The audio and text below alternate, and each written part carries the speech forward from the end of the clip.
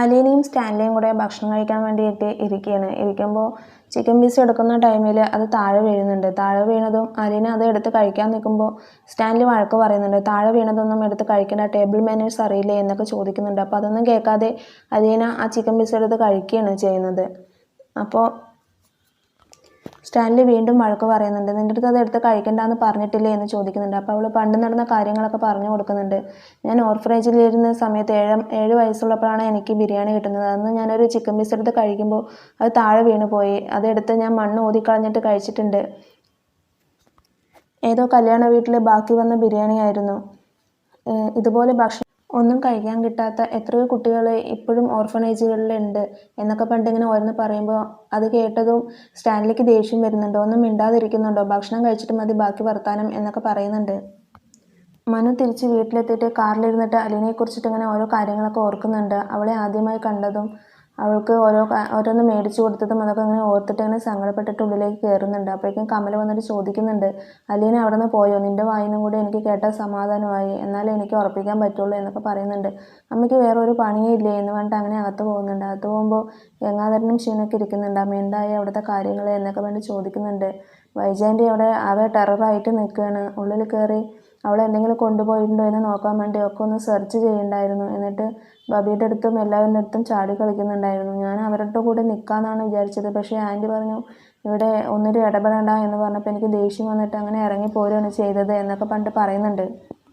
അലീനയുടെ കാര്യം എന്തായി എന്നൊക്കെ ചോദിക്കുന്നുണ്ട്. അവൾക്ക് എന്തെങ്കിലും കൊടുത്തു വിട്ടോ എന്നൊക്കെ ചോദിക്കുന്നുണ്ട്. അപ്പോൾ അവൾക്ക് സ്വർണ്ണവും ഡ്രസ്സൊക്കെ എടുത്തു കൊടുത്തു എന്ന് പറയുന്നത്. അത് കേട്ടൊന്നും കമലയ്ക്ക് ദേഷ്യം വരുന്നുണ്ട്. എന്ത് കുടുംബമാണ് നിങ്ങളുടെ, ഭയങ്കര തൊലിക്കട്ടിയാണല്ലോ, ഒരു വേലക്കാരിക്ക് ഇത്രയും സ്വർണ്ണമാണ് കൊടുത്തു വിടുന്നത് എന്നൊക്കെ പറഞ്ഞിട്ട് ഓരോന്ന് പറയുന്നുണ്ട്.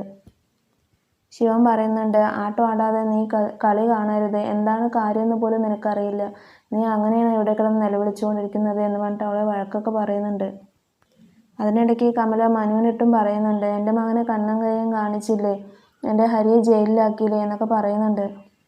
മനു ദേഷ്യം വന്നിട്ട് അമ്മയെ വഴക്ക് പറയുന്നുണ്ട്. അമ്മയ്ക്ക് എങ്ങനെ ഒരു ഉളുപ്പുമില്ലാതെ ഇങ്ങനെ നുണയും കുശുമ്പും പറയാൻ കഴിയുന്നത്? എങ്ങനെയാണ് അമ്മയെ അവിടെ നിന്ന് ഇങ്ങനെ ദൈവം പഠിച്ചു വിട്ടേന്നാണ് ഞാൻ നോക്കുന്നത്.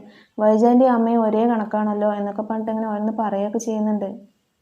അങ്ങനെ ദേഷ്യം വന്നിട്ട് കമല റൂമിലേക്ക് പോകുന്നുണ്ട്. അപ്പോൾ ഗംഗാധരൻ പറയുന്നുണ്ട്, അവളെ ഒന്ന് പോയി തണുപ്പിക്ക് എന്ന് പറഞ്ഞിട്ട് ശിവൻ്റെ അടുത്ത് പറയുന്നുണ്ട്. അല്ലെങ്കിൽ വൈജയന്തിയെ വിളിച്ചിട്ട് എന്തെങ്കിലും വേണ്ടാത്തതും ഇല്ലാത്തതുമായ കാര്യങ്ങളൊക്കെ പറഞ്ഞ് കുശുമ്പ് കയറ്റും എന്നൊക്കെ പറയുന്നുണ്ട്. ഗംഗാധരൻ മനുവിൻ്റെ അടുത്ത് ചോദിക്കുന്നുണ്ട്, എന്തായി അലീനയുടെ കാര്യം എന്ന് ചോദിക്കുന്നുണ്ട്. അപ്പോൾ അങ്ങോട്ടാണ് എവിടേക്കാണ് പോകണമെന്നുള്ളത് ബാലചന്ദ്രൻ പറഞ്ഞു അലീനയുടെ അടുത്ത് എന്ന് ചോദിക്കുന്നുണ്ട്. അപ്പോൾ പോകുന്നവരെ അറിയില്ല, പോണ വഴിക്ക് ഞങ്ങൾ പറയുമായിരിക്കും എന്ന് പറഞ്ഞിട്ട് പറയുന്നുണ്ട്. നിനക്ക് എന്തെങ്കിലും പ്രതീക്ഷ അലീന തന്നിട്ടുണ്ടോ എന്നൊക്കെ ചോദിക്കുന്നുണ്ട്.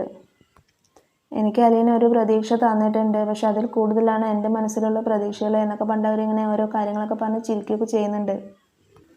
അലീനയെ വിളിച്ചിട്ട് ബാലചന്ദ്രൻ ചോദിക്കുന്നുണ്ട്, നീ അവിടെ ഓക്കെ അല്ലേ എന്നൊക്കെ ചോദിക്കുന്നുണ്ട്. അപ്പോൾ ഇവിടെ പട്ടാളച്ചിട്ടയാണ് എന്ന് പറയുകയാണ്. ഇവിടെ പൊരുത്തപ്പെട്ട് പോകാൻ കഴിയുമെന്ന് അറിയില്ല എന്നൊക്കെ പറയുന്നുണ്ട്. അപ്പോൾ നിനക്ക് എന്ത് വിഷമമുണ്ടെങ്കിലും എന്നെ വിളിക്കാം, തൊട്ടരികെ ഒരു വെളിപ്പാട് അകലെ ഞാൻ എന്നും ഉണ്ടാകും എന്നൊക്കെ പറഞ്ഞിട്ട് ബാലചന്ദ്രന് ഉറപ്പൊക്കെ കൊടുക്കുന്നുണ്ട്.